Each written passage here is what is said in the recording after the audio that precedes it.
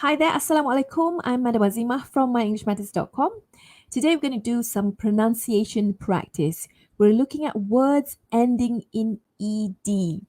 Now, there are some rules, so you have to pay attention today because we want to talk about three ways we can pronounce the ed ending. So we're looking at words that are regular past simple verbs, regular past perfect verbs, and some adjectives. Now, before I begin, I do want to show you this complicated table. Well, it's not as complicated as it looks. All you have to know is that English consonants come in pairs. For example, we've got the p and the b sound. So the p sound is produced with two lips meeting each other. And when you say p, as in the word pat, only air comes out. So we call that sound as a voiceless sound. B, on the other hand, when we say that b sound, as in the word bat, it is pronounced with your voice. So if you want to know if you're using your voice or you're not using your voice, you can touch your throat here. B, as opposed to p. So some English consonants come in pairs, as I've said before. Let's take a look at some more. We've got t, right? That's voiceless, as in toe. And then we've got d. So touch your throat. D, as in dough. Here's another pair. K, as in cut. And then g, as in gut. F, as in fat. And v, that's voiced, as in vat. Th, as in thin, no voice there. And then we've got th, we have to use our voice. So touch your throat here to feel it when we say this. Compare it to thin.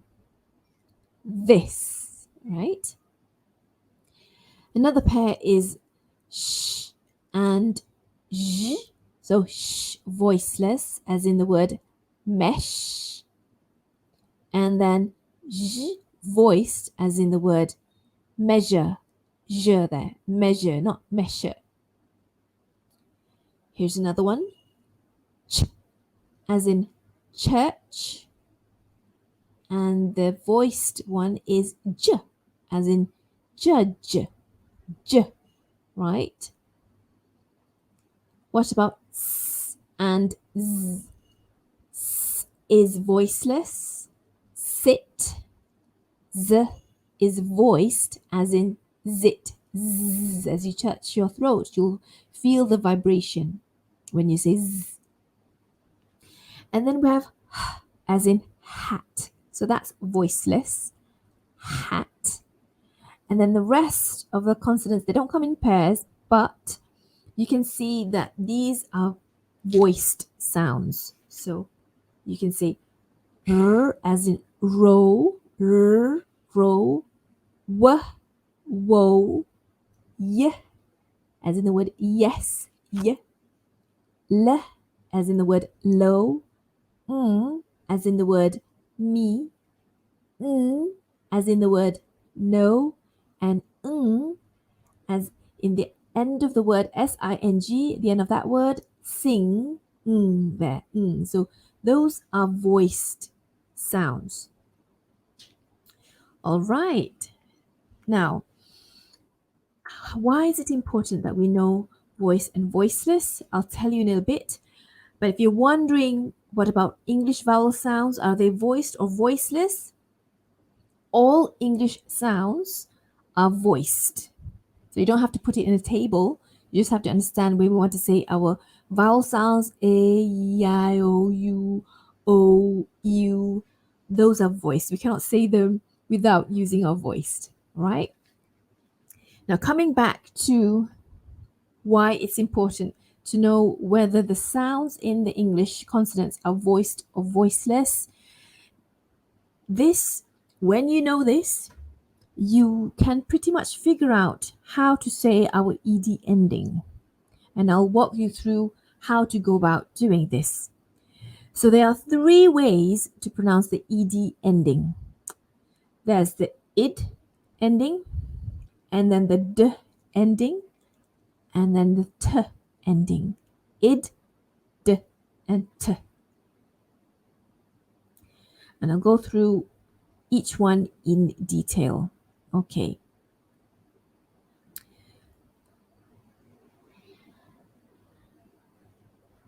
So let's go to our first one. This is the id ending. When the root word ends in d or t, we pronounce the ending with id, id. So this word planted, plant, we end it with t, right? And then ed, we just say id, planted. What about the word treat? Treated, when we have the ed sound. Interrupted is another one. So it's not interrupt only, but when we put the ed ending, we have to say the id ending. Interrupted. Here's an adjective, beloved. Right, so for this one, this is a special word because it doesn't end with a d or a t, beloved, right, v there. But for this one, you can say beloved or beloved. Here's an example. In memory of my beloved husband, beloved. So that's a special adjective that we'll say ed, the id sound. Let's take a look at some more examples of verbs with the ed ending. Landed, unfolded, hounded, edited, divided. Now let's go to our second sound, the d ending. This is when the root word ends in a voiced sound. So we pronounce the ending with d. So remember, I taught you that some sounds are voiced, some sounds are unvoiced. When the root word ends in a voiced sound, the ending has to match. It's got to be with a voiced ending. So the voiced ending is d. Let's take a look at examples. So we've got the ending for b, robbed. So robbed, robbed. So not robbed, but robbed with a d sound. Rigged, rigged, rigged. So make sure you say the d sound at the end. Loved, loved. So not loved, loved. Soothed, that's soothed, soothed.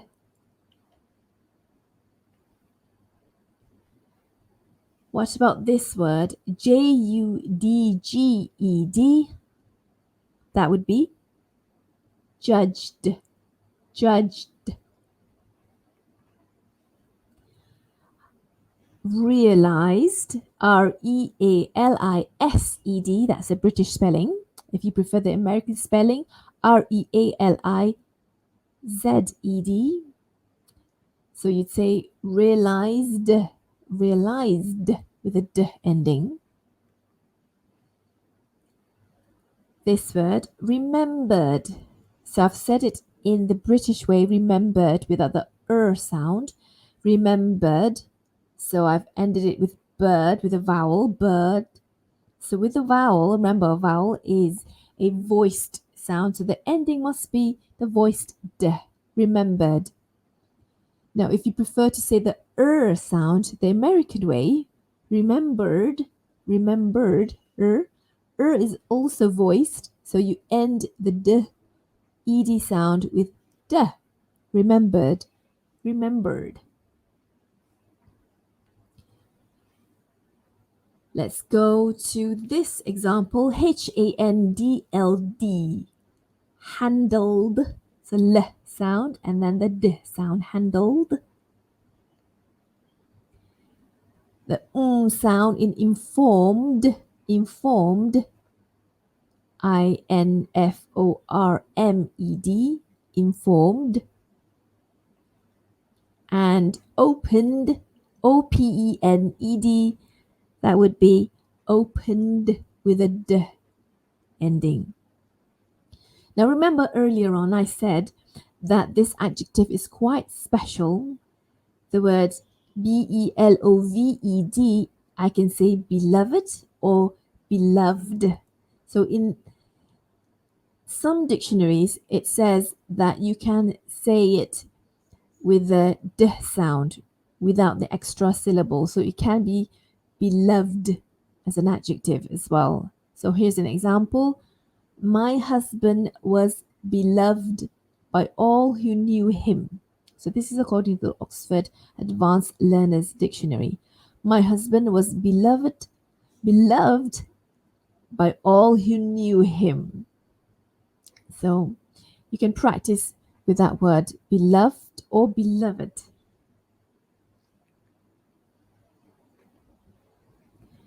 Now our third way to pronounce the ed ending is with a t ending. This is our unvoiced sound t. So which word ends in this sound? When the root word ends in a voiceless sound, we pronounce the ending with t. So now we're looking at words that end in a voiceless sound. The word jumped, jumped, there. We want to make it into an ed ending, so we say it like this, jumped. Can you hear the t ending there? T. So light, just the air coming out. So from p to t, it's simple, it should be effortless.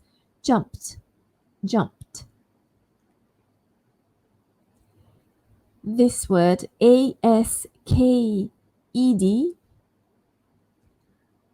asked, asked. So for some of us, it might be very difficult to move from sk and then t. You can actually omit k altogether and just think ast, asked, asked. If that is easier for you, you can do so. Asked. She asked me a question. Now let's take a look at this word, laughed. So the ending is actually f. So the word is laughed. Remember, f is a voiceless sound. So the end is also voiceless. T. Laughed, laughed. This word is quite long. unearthed. Unearthed. So th sound there is voiceless. So you end it with a voiceless t. Unearthed. Unearthed. Right. This next word, washed. Washed. Washed. Sh, and then t. Washed. This next word, reached. What do you think? That's right. It's reached. Reached. This last word, noticed. So we end it with s. Again, that's a voiceless sound. There's no vibration in my throat when I say notice. So when I end it with ed, it's got to end with a t sound. Noticed, noticed. It's quite effortless. You don't really have to think about it. But if you do, then this is a great time for you to practice so that it becomes a habit, especially saying our t ending. Now here's an example of a word that is an adjective. The word is stressed. Stressed. Stressed. Stressed. Here's an example, a sentence. She was feeling very stressed and tired. Stressed. She was feeling very stressed.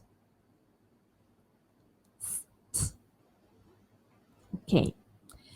Now that you know there are three ways we can end our ed, words with ed ending. So we've got the id ending, the d ending, and then the t ending. The interesting part is when we want to speak quite fast. So there's something that you need to know as well. So we're talking about connected speech, when words can blend with the next word. When the d or t sound is followed by a vowel sound, the d or t sound is carried over to the next word. Here's an example. So I'm talking about a sentence and I'm speaking quite fast. So if I say it very slowly, it would sound like this. I lived in various places. I lived in various places. So you can hear me saying V-E-D, v, d, and then the next word is in, right? But if I say it quite fast, I lived in various places. I lived in various places.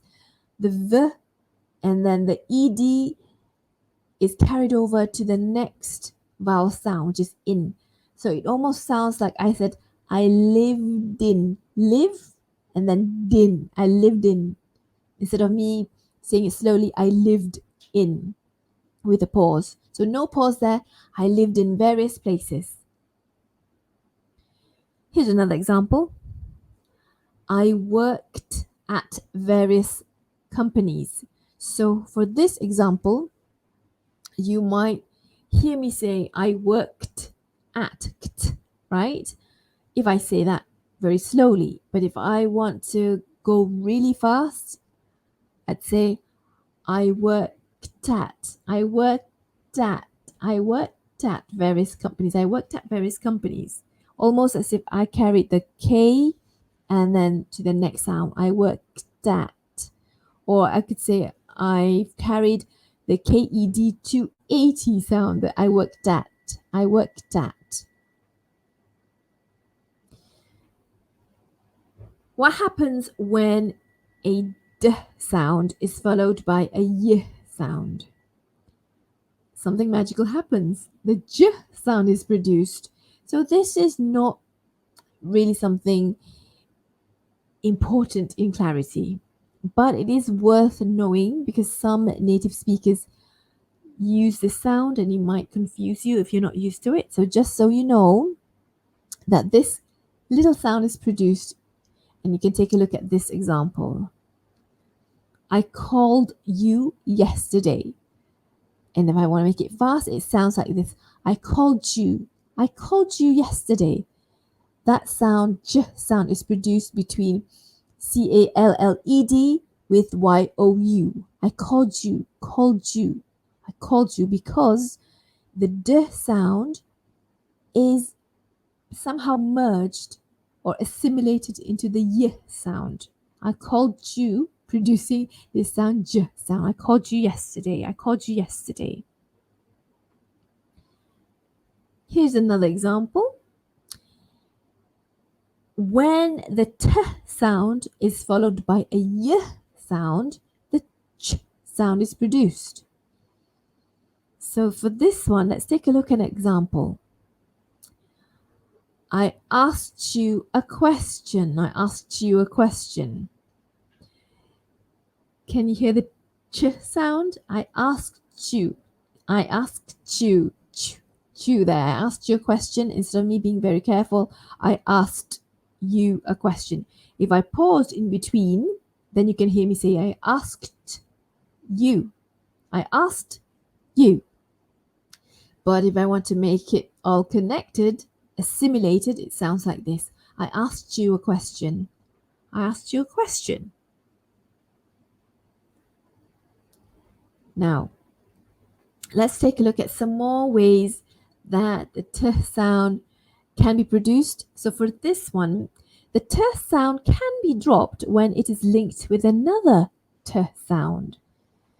So this will help you to sound a bit more natural, unlike a robot. Let's take a look at this example. I'm going to read it slowly. I watched too much TV. I watched too much TV. So as you can see, watched ends with a t sound, and then the next sound is a t, as in the word to. I can drop it if I want to sound smooth. I watched too much TV. Instead of me, I watched too much TV. Let's do it again. I watched too much TV. I watched too much TV. Just to make it sound smooth and flowing. Here's another example. If I say it slowly, it sounds quite clear. He kicked the ball. But that's me going nice and slow as a teacher. But if I want to go quite fast, I might drop the ed sound, the t sound there. He kicked. Because we already know if it's K-E-D, right? He kicked. And then there's this the sound there, the ball. I can drop it by saying he kicked the ball. He kicked the ball. Now, if I choose not to drop the t sound, if I choose not to drop the t sound, then I can say the t lightly or softly. He kicked the ball. So I don't have to emphasize he kicked the ball, unless, of course, I'm being a teacher, I'm doing it one by one. But if I still want to say the t sound, I can say it nice and light and or softly, right? He kicked the ball. He kicked the ball. On to my final rule that I want to share with you. This is our d sound. So the d sound can be dropped when it is linked with another t sound. Let's take a look at this example. I'm going to say it nice and slow. I used to work at a restaurant. I used to work at a restaurant. So I'm being nice and clear, quite slow, as a teacher would be naturally if she's teaching. But if I want to speak quite fast, I can drop it. It might sound like this. I used to work at a restaurant. I used to work, almost like you can't hear the d sound at all. I used to work at a restaurant. But in writing, you have to be correct. It should be U-S-E-D, even though you didn't hear me say the d sound, right? So I used to work at a restaurant. I opened the door, right? Opened the door, being very careful. I opened the door, then I pause. I opened, pause the door. Quite fast. Let's do it. I opened the door. I opened the door. So if I choose not to drop the d sound, I can say it, but make sure the t is light and soft. I opened the door. So it's not overemphasizing. I opened the door. Unless, of course, I'm being very careful with my pronunciation and I'm speaking slowly, nice and clear. So now it's your turn to practice. Let's see, what do you hear? You can repeat after me. I have got 10 sentences. Let's do it. Number 1, what do you hear? I'm impressed. I'm impressed. You should hear the st sound. I'm impressed. Not I'm impressed. Number 2, the cooked rice smelled delicious. The cooked rice smelled delicious. So cooked and smelt. But if I want to speak quite fast, it might flow into one sound to the next sound. The cooked rice smelled delicious. Quite difficult to say, kind of a mouthful, but practice along with me. The cooked rice smelled delicious. The cooked rice smelled delicious. Number 3, I've completed the project already. I've completed the project already. Number 4, she finally finished writing her research paper. Did I say finished or did I say finished? Should be finished. She finally finished writing her research paper. Number 5, your feedback is highly valued. Did you hear valued with a D or valued with a T? Should be valued with a D. Your feedback is highly valued. Number 6, the house is cleaned every week. The house is cleaned every week. If I want to speak fast, cleaned, it carries over to the next consonant, which is every. Cleaned. The house is cleaned every week. Number 7, they fixed it right away. They fixed it, and carry that sound to the next consonant, to the next vowel, They fixed it right away. Number 8, she brushed her hair before leaving. Brushed with a T sound, sh and the T. She brushed her hair before leaving. I can carry the sh T with the next sound, her. She brushed her hair before leaving. But if you want to sound clear, she brushed her hair before leaving. If you want to say it nice and clear one by one, she brushed her hair before leaving. If you want to be fast, you might even omit the h sound. She brushed her hair. Number 9, he approached her. He approached her with a sh t again, and then her. Sometimes native speakers might not say the h sound and go immediately to. So she approached her. She approached her. And number 10, we asked them for help. We asked them for help. We asked them for help. I can drop the T sound or I can say it nice and light. We asked them for help because I want to move on to the T sound after we asked them, right? Them. We asked them for help. So how was it? How did you do? It might be challenging for you, but try to pay attention to this because it will help you to sound nice and clear and fluent. So if you want to learn more from us, do join our email list and get weekly tips from us at myenglishmatters.com. So I'll see you guys in the next lesson.